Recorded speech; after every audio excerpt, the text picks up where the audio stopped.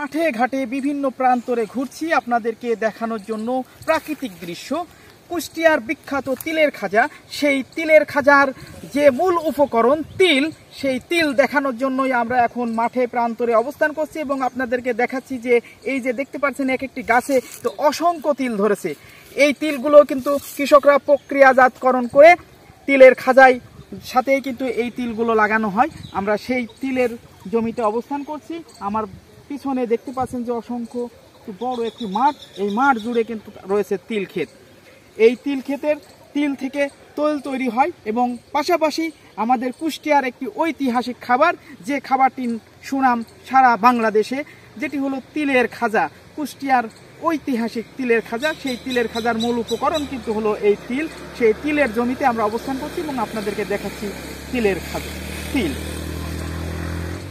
Manjurul Islam, SM TV, Kushtia.